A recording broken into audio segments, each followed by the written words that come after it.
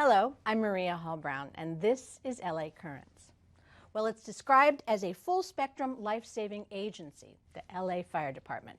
But within that agency, there are a lot of stories, and they happen on a daily basis. Who tells those stories, and how does the information get out? Well, we'll find out today, because we are joined by wonderful public information officers from the LAFD, Captain Erik Scott, and fireperson, I don't know how to say that. Is it just firefighter? Firefighter, yeah. Spokesperson Margaret Stewart. So great to have you both here. All right, PIO, Public Information Officer. In general, what does that mean in particular with the LAFD? Sure. Well, when you look at that title in general, really for all departments, the public, the information, and the officer, the information is a big part of what we do. It's the gathering and disseminating it. And so we view it like it's a commodity. It's just like food, it's like water, it's like shelter, and we're honored to be able to give that information out. And I think when you look at our objective as a whole, we're really honored to share the outstanding work that our firefighters perform on a daily basis. And they do such a great job, it makes it pretty easy. And when we're doing our messaging, often we'll use a messaging triangle. So we're going to tell people what is happening. Mm-hmm. We're going to tell them what we're doing about it and ultimately what it means to them. Mm-hmm. And I think overall, we always say we strive to do three things to gain a fourth. And so we want to be timely, accurate, and consistent with our messaging, and that gives us credibility. So if we're not first timely, then it's going to be irrelevant, and the second largest media market is going to find it somewhere else, and it might be a little off. But the second one is the accuracy, and that is paramount importance. And third is consistency, and sometimes that's the most challenging because when you get a large-scale incident that encompasses a lot of different departments, they all have their own silos of dissemination, so we need to make sure we have a unified message if we're in a unified command. And then when we do that, you gain that credibility. And that's so important. If we're on the 405 freeway at 2 a.m. and you have a big brush fire, and when you see one of us in front of a map and we're pointing saying this is where the fire is, this is where it's going, anybody south of Mulholland, west of the 405, north of Sunset, east of Topanga needs to evacuate now, we want people to do that. What you just said actually made me think of something. The accuracy component to it, especially in an era in which people don't have the patience to wait. Mm-hmm. Has that been a struggle to over time, because everybody wants, they want to know right now, they want to know exactly what happened right now, and they want to know how it affected them right now. And you may not know yet until you actually vet all the information and get it in. So how is that balance maintained within the PIO department of the fire department, or the communications department, I should say? Yeah, well, timeliness is paramount. And fortunately, we have a unique system that we'll go into a little bit with our public service officer, where Margaret mm-hmm. and the famous Brian Humphrey and talented Nick Prang all work at. But that provides us very quick information because they're embedded by our 911 dispatch center. So we consistently get information out quick. Sometimes people need to slow down if it's something that's under investigation to get that information out. But when it comes to evacuations, if they want to be quick and head out early, we are A-OK with that. Okay, now speaking of dissemination of information, does each person in this communications department have an area of expertise, or is it just who's on duty? I mean, where would you step in before Captain Scott steps in, that sort of thing? So in the PSO office, as we call the public service officer, we're a one-person office. We work 24-hour shifts, just like a firefighter in the field. And there's 3 shifts. So there's 3 of us that do this job. And we work in a different location from Captain Scott and our other PIOs in the dispatch center. So if we need a PIO at an incident physically, that's the communication that we'll provide to Captain Scott. Okay. And so they'll physically go. So in terms of us, being ahead of them, it's that incident-based situation where we need someone physically there because of the size of the incident, because of the severity, whatever the factor is. And then they become our direct line of communication with the incident to gather information. I understand that you wear a couple hats with the LAFD. I mean, you have the communications component, so how that reaches the community at large and what responsibilities you have there. And then you also work with a canine unit, which I think is fascinating. So how do you balance that, and what are the 2 parts of that? Right. So my official role is as PSO. So there's 3 of us, 1 per shift, that do this job. And unlike most departments, they don't have our role in their shop. We're 24-hour platoon duty, just like being on a fire engine. So we have 3 areas that we focus on. One is incident information. So we create what we call alerts. When any significant incident, we're going to put information out. People can sign up on our website, lafd.org/alerts. They can get it directly, or it's on our social media. So we're going to get information out, and that includes large brush fires, evacuations, safety information. And then there's queries. So the media is going to call us throughout the day asking questions for their news shows. And then the public, any question they have about the fire department ends up on our desk. So we'll sort through that. And then the other piece is social media. And we use that, going back to what Captain Scott said about building credibility. We are two-way on social media. We engage, and we want to build those relationships with our followers and with our communities, so they'll turn to us when they need that information. So we use it for education, for communication, for incidents, etc. So that's my official role. And then my secondary role that I chose to take on is as a canine handler.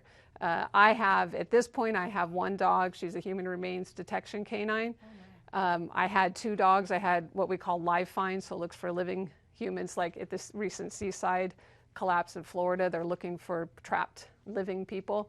So I did that for years. And then for the last 12 years or so, I've also worked human remains detection, which is unfortunately looking for people that didn't survive. And whether that's at a collapsed fire, or I may do searches for law enforcement agencies, etc. But that's something I personally do that's not an official part of this role. Is that a big part of the LAFD, by the way, or is it just you and a dog? No, we have a few. So technically the way it can be a bit confusing, but people are on the FEMA task force that is administered by our fire department, California Task Force 1. So those are all firefighters who have chosen to take on that added role. And basically you're volunteers. So as a canine handler on that task force, it's on you to buy a dog, train a dog, maintain the dog, etc.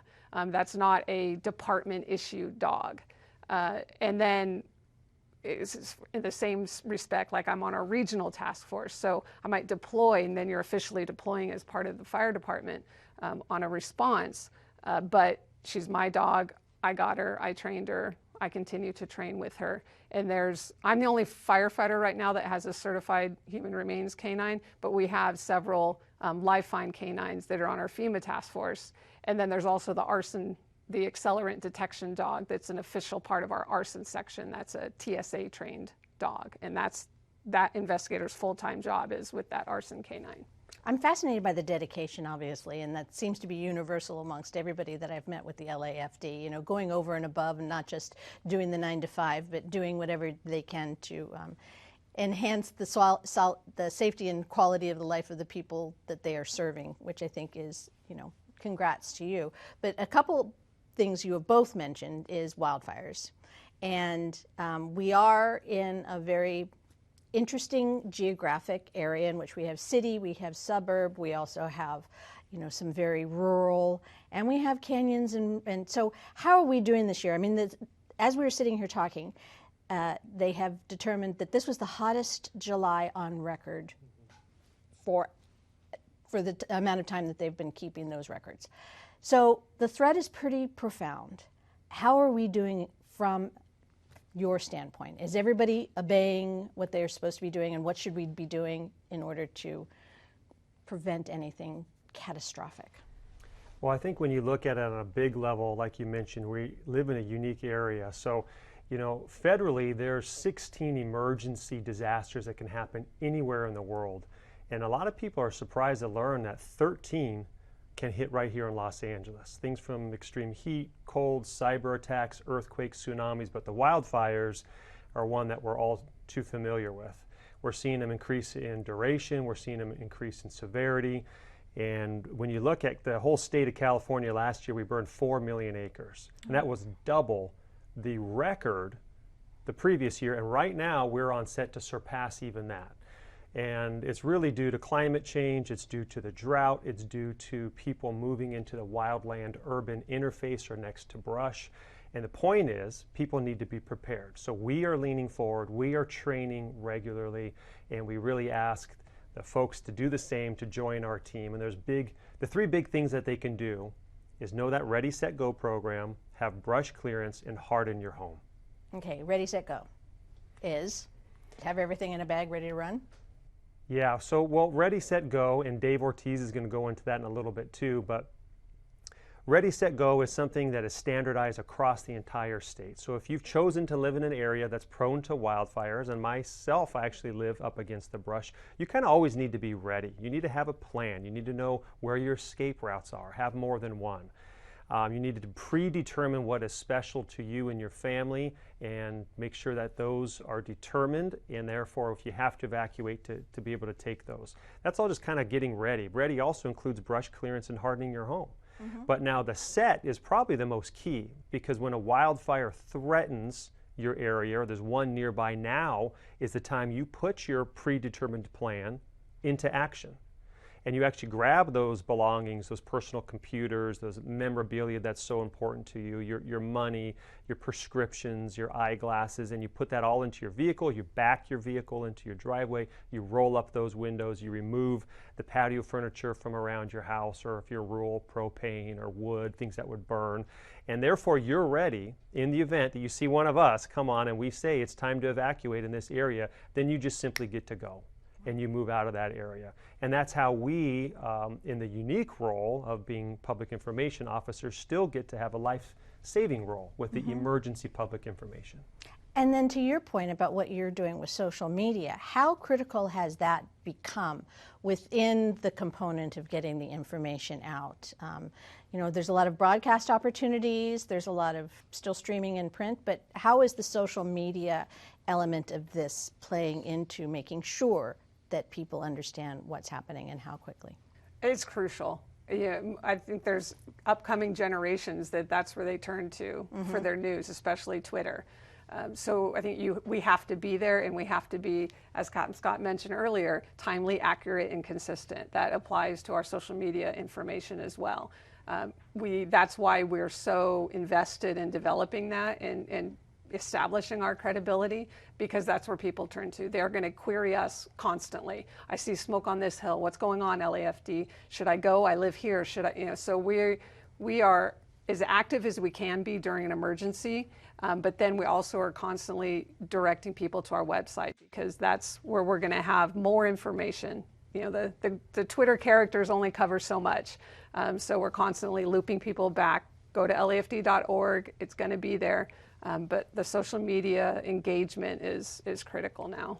Now, not only are you getting questions, but do you get tips and hints from people? Like, my neighbor has some things that I don't think should be in his garage, kind of information? We do. You know, we do see those things. At the department level, we're going to then take that information and pass it up. Exactly, and we may contact that fire station captain and let them know, and then it's within their district and they can handle it. But we do certainly on a regular basis receive those kinds of tips.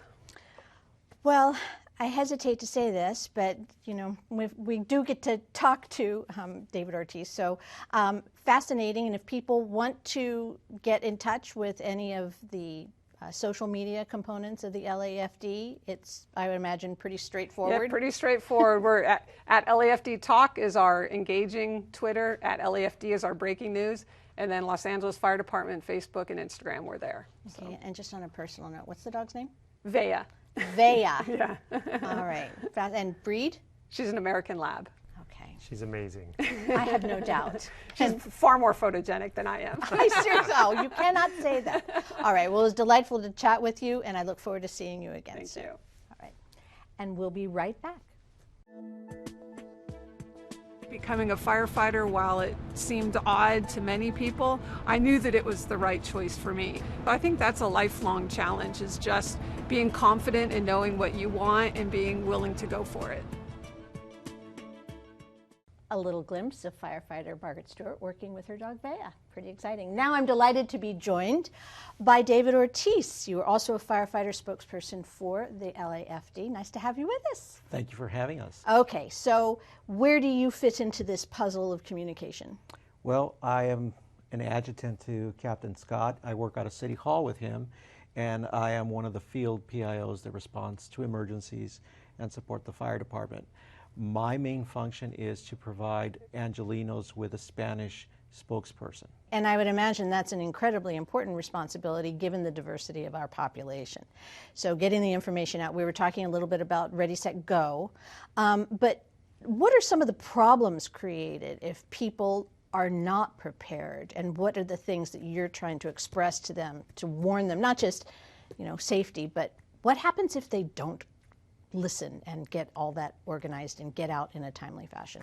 Well, it creates problems for firefighters. Our main mission is, number one, the safety of the public and keeping them safe, but number two, to facilitate the firefighting work that happens out there and making sure people evacuate out of their communities in an organized and timely manner supports the people in the field. And what we don't want is to create a funnel of traffic heading out of hillside communities when our fire engines are trying to come in and defend those properties. Wow, that's a good point. I actually had a friend who had a home on one of those, and usually those streets are extremely narrow and, you know, very tight fit to begin with. So I can imagine the issues caused if people are not listening clearly and concisely. But we were talking right before you sat down. How big is this department? I didn't clarify that at the very beginning. How many of you are there, and how is it broken down? Because City of Los Angeles is over 4 million people. Yes, yeah, we have a very large, aggressive and progressive department. You know, we pride ourselves in trying to make intellectual decisions on the fire ground. So we have about 3,300 sworn members, about 360 civilians.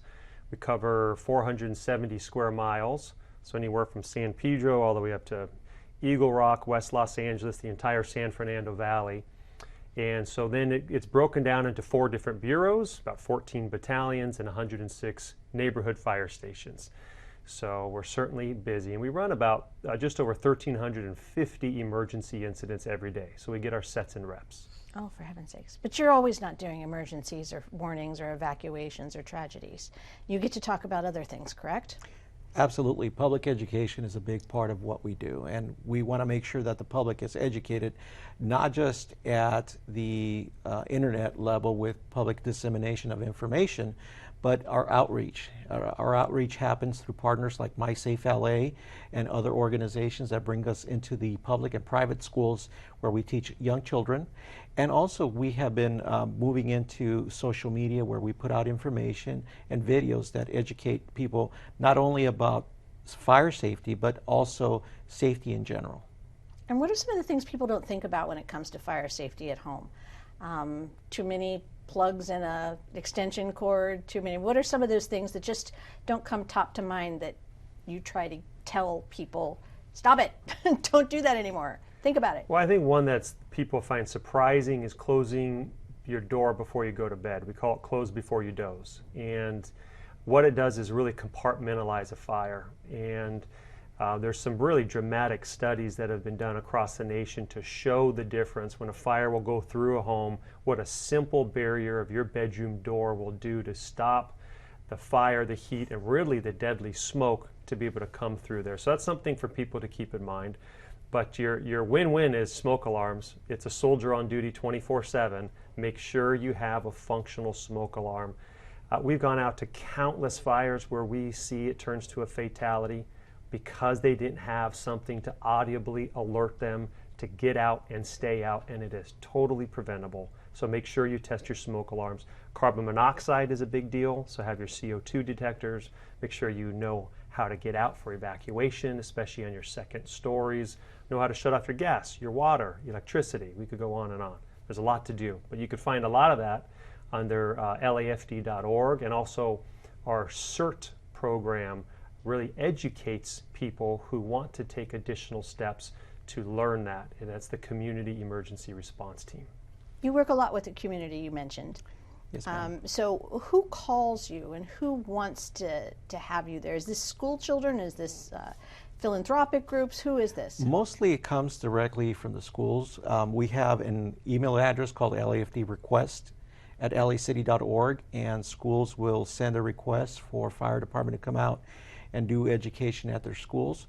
But also different community groups, especially in the large apartment complexes, want to make sure that they are safe in their apartment and have a proper evacuation plan. So what we do sometimes is our Fire Prevention Bureau will come out and evaluate different apartments and the plans that they have, and ensure that they are abiding not just by the fire code, but what makes it safe for everyone, especially people with handicap or disabilities. We want to make sure that everyone is able to get out.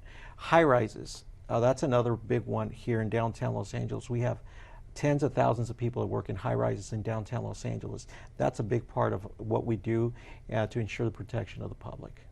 And when you coordinate to get information out because of an incident, how does the balance between, you were saying it's important for you to be able to share in Spanish language. How does that work within the department? How do you make those determinations? Well, when it comes to actually going on scene of an emergency incident, so first off, the incident usually needs to be significant, large enough to where the news media shows up, and then we take that component off the incident commander's plate. So they don't have to worry about handling the media and the questions. They could just run that incident. And so we'll work in coordination with them. But then if it's in an area that has Spanish needs, then we have a Spanish PIO that's available, or if not, we try to grab one of our firefighters that does speak Spanish and to be able to assist with giving that information out, because it's very important to provide it in both languages. Why did you want to do this? It's one of those things that I enjoy being able to support the mission of the fire chief. Fire Chief Ralph Terrazas is one of the most innovative individuals, and it's my opportunity to support the fire chief. I was his personal aide, his driver for several years when he was an assistant chief, and I saw that he was legitimately trying to make the organization better and serve the citizens to the best of his ability. And so with that same mindset is what I brought into our shop, that I wanted to make sure that our community was being served to the best of our ability as well, and that all the critical information that is being shared in English is also being made available in Spanish. Well, you both and the whole department had a pretty heavy lift basically during the beginning of the pandemic, because despite all the resources Los Angeles had, there was still this huge gap when it came to how are we going to handle COVID testing, et cetera. So I know that the PIOs and the fire department literally jumped in that realm. And how did all that get put into place, and how did you work into that whole system? Well, that was about leadership. Leadership that came down from the top, both the mayor and our fire chief. They were brainstorming and trying to figure out what can we do. The city of Los Angeles does not have its own health department, as Captain Scott has mentioned. We rely on the county. The county health department does their job, but we wanted to make sure that we were doing everything we could within the city to address the issue of COVID and speed it up as much as possible. So we actually put together the biggest vaccination and testing site in the United States at Dodger Stadium. And that was through the efforts and the leadership of the mayor, the fire chief, and also private industry. Mr. Sean Penn came in with his group of individuals and volunteers, and it was a collaborative effort of people trying to do the best thing for the citizens of Los Angeles. And it was something that was emulated by other organizations, fire departments, and health departments throughout the country. And what's the feedback you got from the citizens that actually showed up to those events? Did you get a chance to hear anything one-on-one? I think the majority of the people that went through the system were impressed. They were happy. They felt that the people that were there serving them were actually interested and cared. And for a lot of our volunteers that were there, it became an opportunity for them to serve publicly. Many of them never had the opportunity to serve publicly, and for them it was an opportunity to give back. So it was not just rewarding for the people that were vaccinated, but it was also rewarding in a team building effort for the people that were behind the scenes. And there was this spirit of the corps that happened with all the COVID vaccination teams, volunteers, firefighters. Many of the firefighters that were working in those units worked tirelessly 7 days a week, sometimes 12-hour, 14-hour, 18-hour days, continuously when we were ramping up these efforts, especially our logistics team. Our logistics teams that build these mobile vaccination sites were amazing. And these are the same people we use at brush fires. We brought these people out with us, and they were building these outstanding plans and programs and processes to help us vaccinate Angelenos. Very cool. Well, let's hope we don't have to do that again, but thank you for everything that you did. There are some other social issues that are at stake here in Los Angeles, and one of the things we are hearing a lot about are the homeless encampment and fires there. So how are things going there, and what other areas of interest and concern are the members of the fire department here in Los Angeles looking towards and handling in the future? Sure, we have seen an increase in that arena. You know, we run about 24 fires a day that involve persons experiencing homelessness. So just over 50% Really? of our fires end up in that category. So it certainly is a challenge, but we're used to challenges, and even more so, we're used to overcoming challenges. And Fire Chief Terrazas was very proactive. We've been doing things to combat that for years, starting in 2017 when you had the Skirrball fire that was sparked by illegal cooking in a homeless encampment. We did windshield surveys, meaning that we had the fire apparatus in areas that were near brush to drive and looking through their windshields and determine exactly where homeless encampments were. And our role was essentially twofold: to identify and identify where they are, who owned it, and then notify them of the encampment. And it's really a citywide issue for people to assist. And then you go as recently as you've heard in the news with Venice and the challenges that have been going on there. So we've put together a fast response vehicle that Chief Terrazas had implemented into that geographic area to be able to rove around, to be able to do public education, to get out of the vehicle, talk to the homeless, let them know of the challenges that we're seeing of the cooking fires, and to assist law enforcement in cleaning that up. So it's an ongoing effort, an ongoing challenge that we will step up to. And it's a lot of different city entities involved. Okay, I'm sadly don't have enough time to actually ask the two things I want to ask, but I'm going to ask them anyways, giving you a heads up. Two things. Where are things that we shouldn't know, or the public has no right to know, or where's the line in the sand between information and keeping things cautious because there's an ongoing investigation or something like that? How is that line determined?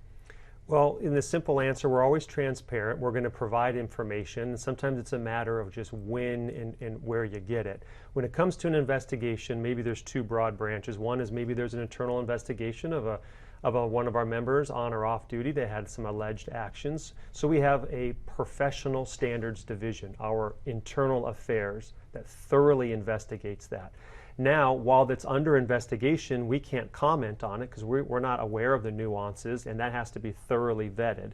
And the same kind of on the emergency incident side. We might go to a structure fire that was a fatality, but then, 10 minutes into it, it was determined by law enforcement in our arson section that perhaps that fatality was murdered, and the fire is there to cover up. Well, now we need to really step back and be very careful, because then to get an actual arrest and a conviction, we want to make sure we don't put out information that would jeopardize that. Got it. Okay, and let's end on a super upbeat note. Lots of reasons to be proud of members of the LAFD, lots of reasons to celebrate on a daily basis. And now you have a gold medal Olympian. How exciting is that? Did you all just feel as if you had a little bit of ownership in her water polo win? We were thrilled for her. Yeah, well, a public service officer, Margaret Stewart, caught that and was able to share that, and that could be found online on LAFD.org. What a great story. But yeah, when we have 3,300 talented sworn members, you often are going to find neat stories, and that was certainly one of them. We're very, very proud of what she was able to accomplish, and so proud that she's part of the LAFD family. Well, and as I'm sure you both are as well. It was wonderful to talk to both of you. Keep up the good work. I would say something clever and fabulous in Spanish, but that would be awful and everybody would get mad at me. So I'm going to apologize right up. But it was really nice to meet you. And if people want more information and want to get involved, maybe help in some way, or at least learn more about LAFD, the best website is? LAFD.org. That could not be more straightforward. All right. Great to meet you both. Thank you. And that's a wrap on this LA Currents.